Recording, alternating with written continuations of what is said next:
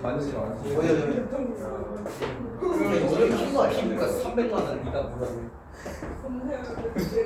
안 그래도 엄마 아빠 유전 때문에 키 문제가 짜증나 죽겠네. 자, 보세요.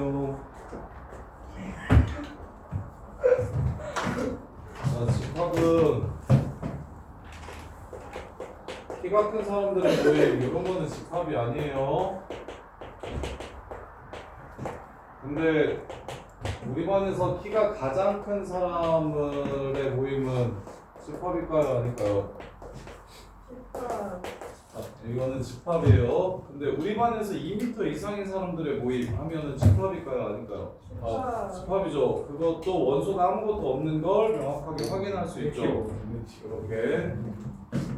그래서 집합은 어떤 명확한 기준에 의해서 어떤 원소를 구성원을 정할 수 있으면 집합이라고 부르고, 그 안에 들어가는 새끼를 원소라고 부르죠. 거기에 해당하는 새끼를 원소라고 불러요. 그러면 집합이 A라는 집합을 표현하는 방법에는 두 가지 방법이 있습니다. 첫 번째, 원소를 직접 나열해주는 방법이 있고요. 두 번째, 거기에 해당하는 원소가 무엇인지 조건을 제시해주는 방법이 있어요. 원소를 나열해주는 방법이 있고요. 조건을 제시해주는 방법이 있어요. 그래서 원소 나열법 같은 경우에는 뭐 이렇게 쓰고요. 조건 제시법 같은 경우를 해석을 잘 하셔야 됩니다. X를 원소로 갖는데 X는 1 이상 4이어야 하고, 그리고 X는 자연수여야 한다. 그러면 위에 있는 집합을 어떻게? 조건제시법으로 표현한 겁니다.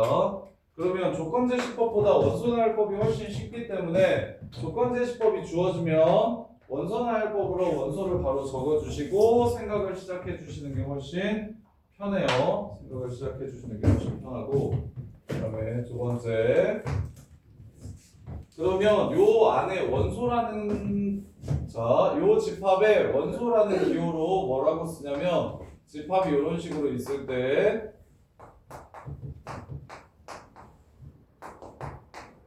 이런 식으로 집합이 있을 때 요 안에 원소가 몇 개냐라고는 보통 이렇게 적습니다. A라는 집합의 원소의 개수가 몇 개냐, 이렇게. 그러면 얘는 몇 개 있어요? 원소가 4개 있습니다. 그래서 4개라고 이렇게 적고, 그러면 원소로서 A에 포함된다라고 하면 기호로 이렇게 적죠. 삼지창을 사용해서 원소로서 A에 포함된다.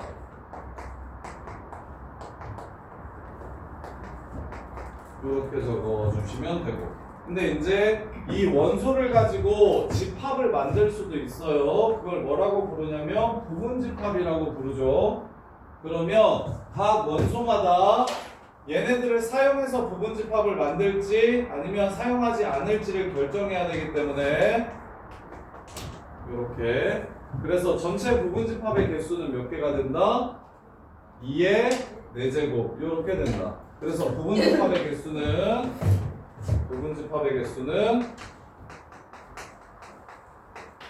2의 원소제곱, 이게 부분집합의 개수가 되고요. 그럼 부분집합 중에서 진부분집합이라는 게 있는데, 진부분집합은 무엇입니까? 진부분집합 다 들어간 거? 안 들어간 거? 다 안 들어간 거? 자, 진부분집합이란 조건제시법으로 써드릴게요. X라는 집합인데 그 X는 A의 부분집합이고 X가 A면 안 된다. 요게 진부분집합을 나타내는 조건제시법이에요. A의 부분집합인데 A가 아닌 걸, A의 부분집합인데 A가 아닌 걸 진부분집합이라고 부릅니다. 그러면 요 집합에서, 이렇게 생긴 집합에서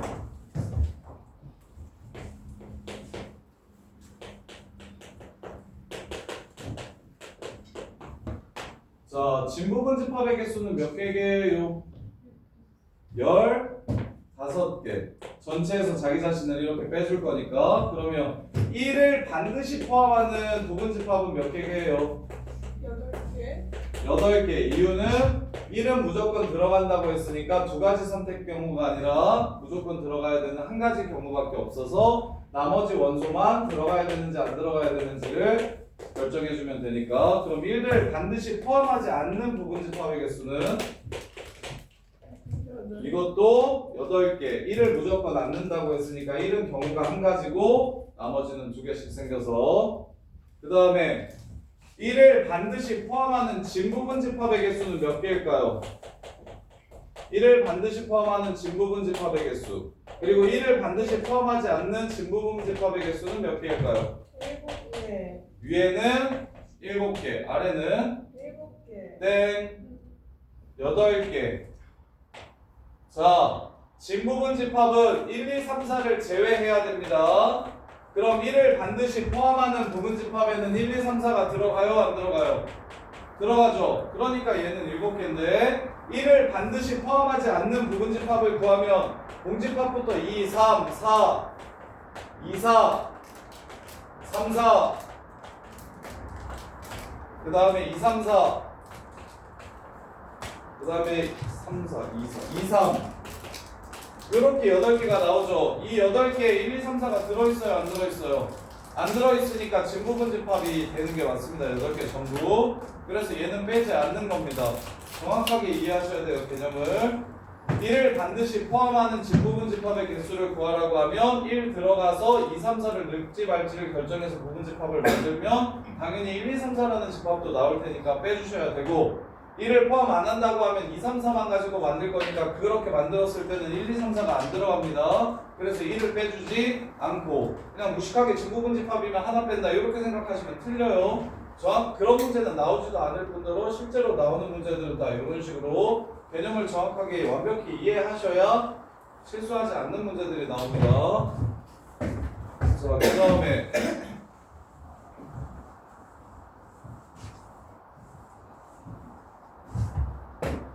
자, 그러면 집합으로서 부분 집합으로서 얘한테 포함된다고 얘기하면 A라는 집합에 집합으로서 포함된다고 얘기하면 이런 것들이 참이 되는데, 자, 공집합은 얘네 냈다 사용하지 않고 만드는 부분집합이므로 요 명제는 항상 참이 됩니다. 얘는 어떤 집합에서든지 나오면 무조건 참이 돼요. 자, 그러면 얘는 참일까요? 아닐까요? 참이에요. 참이에요. 이유는 원소 얘를 꺼내서 집합을 만들었기 때문에 참이 됩니다. 그러면 얘는 참일까요? 아닐까요? 아니에요. 어지. 왜? 원소를 그냥 적은 거죠. 얘가 참이 되려면 여기에 중괄호를 쳐서 집합을 만들어줘야만 참이 되겠죠. 요렇게. 그래서 원소는 딱 원소 그대로 꺼낸 다음에 4개 있으면 4개만 이렇게 참이 되고, 부분집합은 이걸로 만들 수 있는 16개를 전부 다 쓰기 어려우니까 어떻게 생각하시면 되냐면 꺼내서 중괄호를 쳤으면 부분집합이 맞아요. 근데 꺼내기만 하면 부분집합이 아니라 원소가 된다고. 이렇게. 그래서 그냥 그대로 갖고 오면 삼지창, 가져온 상태에서 중괄호를 쳐주면 부분집합, 이지창 이렇게 된다고. 이거 구분 잘 해주셔야 되고 그 다음에 이제 집합 중에 1보다 작은 자연수의 집합, 무슨 집합? 예, 공집합. 1보다 큰 자연수의 집합, 얘는 어떻게 될까요? 무한대. 무한집합. 원소가 2부터 시작해가지고 이렇게 나오겠죠? 무수히 많이. 요런 집합은 무한집합이라고 부르고, 그러면 얘는 A라는 집합은 유한집합일까요? 무한집합일까요? 자, 이건 유한집합일까요? 무한집합일까요? 무한. 이것도 무한집합. 근데 이렇게 쓰면 무한집합일까요? 유한집합일까요? 무한. 얘는 유한집합. 아무 말도 없으면 X는 실수라고 가정합니다. 그러면 1하고 3 사이에 있는 실수 무수히 많으니까 무한집합. 근데 자연수로 제한하면 유한집합이 이렇게 되는 거고요. 아예 없으면 공집합. 그럼 이제 집합의 종류. 공집합 말고 전체 집합, 여집합, 합집합, 교집합,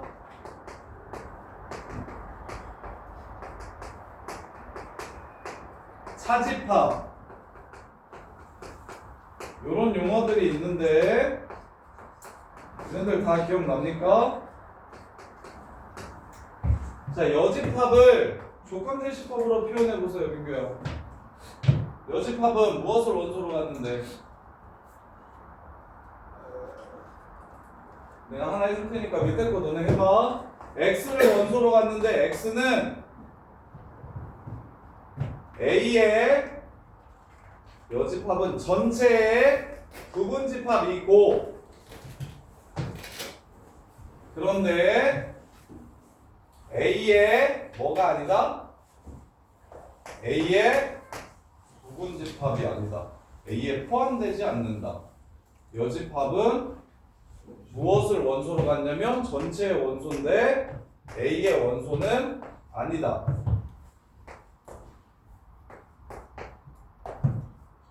요게 여집합입니다. 요게 여집합. 전체의 원소를 가져요. 그래서 전체 집합이 1, 2, 3, 4, 5야. 그리고 A라는 집합이 1, 2래.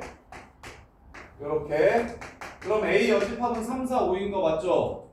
그러면 여집합을 구하려면 전체 집합 1, 2, 3, 4, 5 중에서 A의 원소가 아닌 새끼들 1, 2가 아닌 새끼들만 구하면 되니까 이 조건제시법은 3, 4, 5라고 이렇게 적어주시면 됩니다. 이렇게. 그러면 A 합집합 B는 X를 원소로 갖는데 X는 A의 원소여야 하고 아니면 또는이 맞아요? 이고가 맞아요? 또는 X의 원소거나 A의 원소거나 B의 원소인 새끼들을 A 합집합 B라고 불러요. 그럼 교집합은 X를 원소로 갖는데 X는 A 그리고 X는 B의 원소여야 이게 A 교집합 B고, 컴마는 방정식에서를 제외하면, 컴마는 방정식일 때 빼놓고는 무조건 그리고라는 뜻입니다. 근데 방정식에서만 2차 방정식 풀 때 요렇게 써도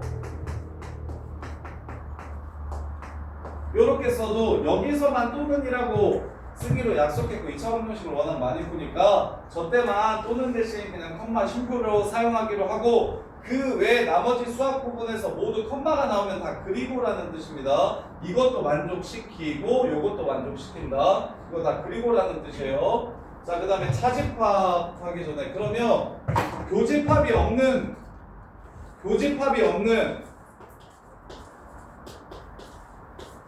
두 집합을 무슨 관계라고 합니까? 세 글자로 서로 소라고 부릅니다. 박하진, 확률에서는 두 사건의 교집합이 없으면 무슨 사건이라고 부릅니까? 학통 배우 얻어나요? 예서야 뭐라고 합니까? 세린이는 뭐라고 합니까? 윤지야 뭐라고 합니까? 나중에 확률에 가면 서로 소인 두 사건을 배반 사건이라고 부릅니다. 배반 사건이라고 불러요. 배반 사건. 자, 그 다음에 차집합은 A에는 속하는데 B에는 속하지 않는 걸 차집합이라고 부르고요. X가 A의 원소이고 그리고 B의 원소는 아니다. 이렇게. 근데 차집합에서 외워야 될 건 차집합의 성질. 이 A 차집합 B는 무엇이랑 똑같게 해요? A 땡 교집합 B의 여집합이랑 똑같은 거 이거 꼭 외우셔야 됩니다.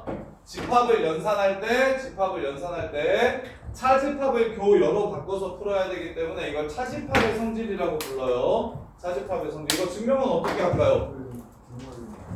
드모르간을 배우려면, 드모르간을 써먹으려면 차집합을 이렇게 바꿔줘야 돼요. 자, 증명하면 A 차집합 B는 벤 다이어그램 그리면 A에 속하는데 B에 속하지 않는 부분 요거가 되겠죠. 요렇게. 그 다음에 A 교집합 B의 여집합은 A에 속하고 B의 여집합에 속하는 부분.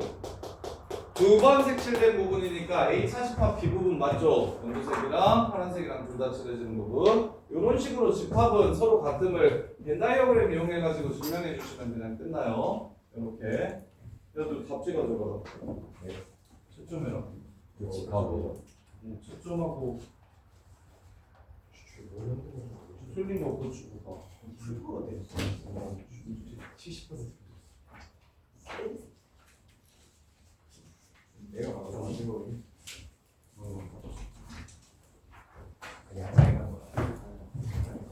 자, 그 다음에 이제 집합의 연산 법칙. 집합의 연산 법칙. 기본 개념들이 잘 잡혀 있으셔야 됩니다. 네 번째 집합의 연산 법칙.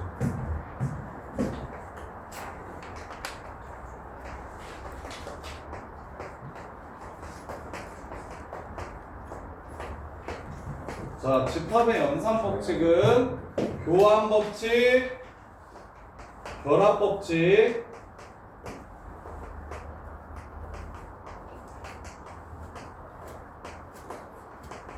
분배 법칙, 드모르간의 법칙 이렇게 있어요. 얘네들이 뭔지 정확하게 기억을 해주셔야 됩니다. 교환 법칙은 A 교집합 B랑 B 교집합 A가 같아요, 달라요? 같죠? A와 B가 겹치는 부분, B와 A가 겹치는 부분 서로 똑같습니다. 그래서 앞뒤 자리를 바꿔도 전혀 상관이 없어요. 요렇게 그게 교환 법칙. 합집합도 교환 법칙이 성립합니다. A합 B랑 B합 A랑 똑같아요. 그런데 차집합은요, A 차집합 B랑 B 차집합 A가 똑같습니까? 달라서 그래서 차집합을 교여로 바꾸는 겁니다.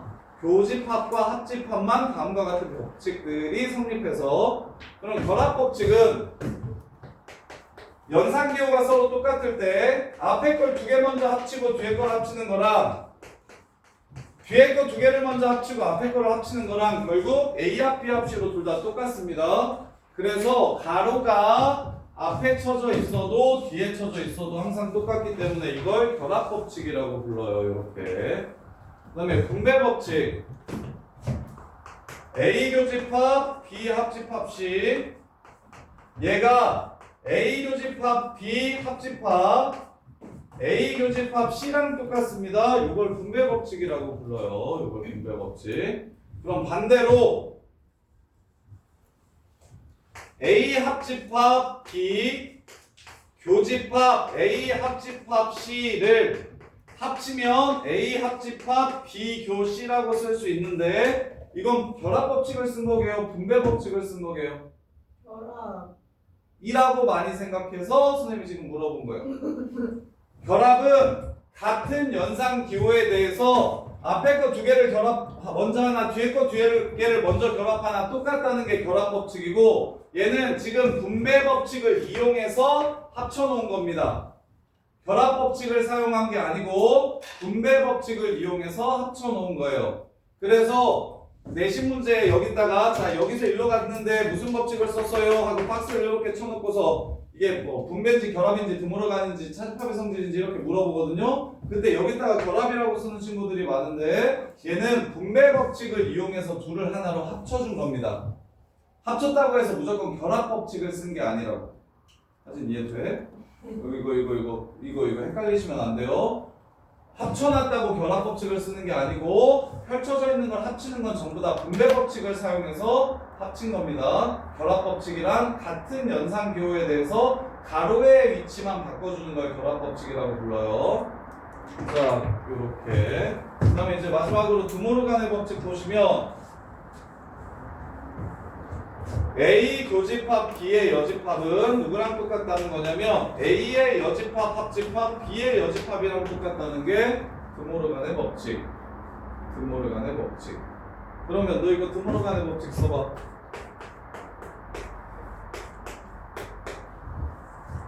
써봐. 일단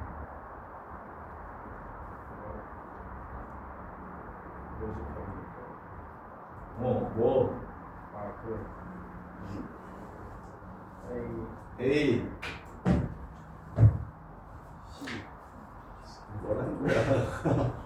이현우 이거 등으로 간 법칙 써봐. 써서 정리해봐. A A 여집합. 여기까지 맞아요? 맞아. 그다음에 합집합 B가 됩니다. 오케이. 왜? 잘못 봤다.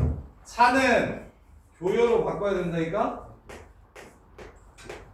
그러면 A의 여집합, 합집합, 여의 여는 자기 자신이죠? 요렇게 바뀌는 거라고. 요렇게. 야이씨, 나 이제 알수 못하면서 자? 나 엄청 잘해서 조는 줄 너무 쉬워서. 야, 선생님 이해돼? 드모로간의 법칙은 교집합이나 합집합이 있는 전체 여집합이 각각 여집합을 논아줬을 때 가운데 연산교가 뒤집어진다는 게 드모르간의 법칙이에요. 드모르간의 법칙. 이렇게. 선생님 거의 다 봤어. 안 참아보다. 거의 다 설명했어. 자, 그 다음에 연산 법칙을 알고 나면 그냥 많이 쓰는 표현들 좀 정리를 해보면, 야, A가 B에 포함된다고 얘기를 잘 안 해주고 얘랑 똑같은 말들이 엄청 많거든요. 보통 이렇게 말해주면 좋은데, A 교집합 B가 뭐가 된다고 하면 A가 B에 포함되는 걸까요? A 교집합 B가 뭐가 된다고 하면 A가 B에 포함되는 거예요? B? A. A랑 B랑 합쳐서 뭐가 된다고 하면 A가 B를 포함된다는 거게요. A가 B에 B.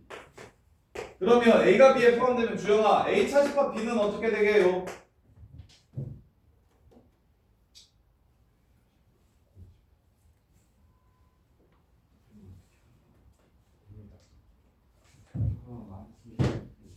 공집합. 아이씨. A에 속하는데 B에는 속하지 않는 걸 찾으라고 하면은, A에 속하는데 B에 속하지 않는 걸 찾으라고 하면은 있어 없어? 없지. 요렇게도 주고, 차집합의 성질을 이용해서 요렇게도 줍니다. 요렇게도 줘요. 아니면 요렇게도 줍니다. 이게 지랄이에요. 자, 이게 무슨 뜻일까요?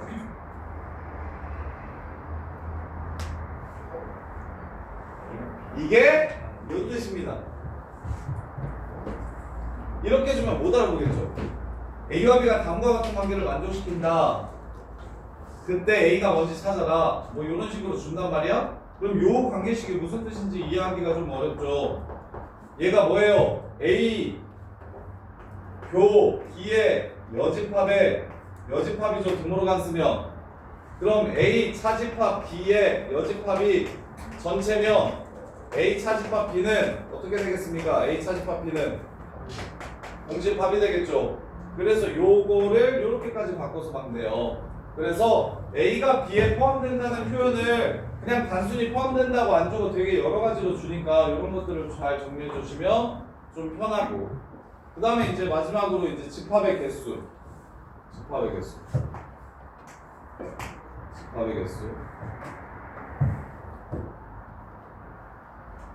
자, 원소의 개수. A와 B의 원소의 개수를 구하래요. 이거 어떻게 구합니까? 이거 어떻게 구해요? A의 개수와 B의 개수를 더해서 교집합을 한번 빼주시면 되고, 3개짜리 합집합의 개수 이건 어떻게 구합니까?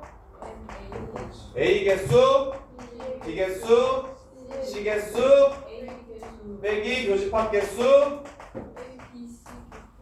그렇지. 또 CA 하고 더하기 N A교 B교 C. 이거 꼭 기억하셔야 되고, 요렇게. 자, 그러면 문제 한번 풀어봅시다. 유형 1번, 2번, 3번, 4번까지. 야, 유형 1, 2, 3, 4 대표형 하나씩 풀어보세요. 풀면서 안 되는 거 있으면 질문하시고.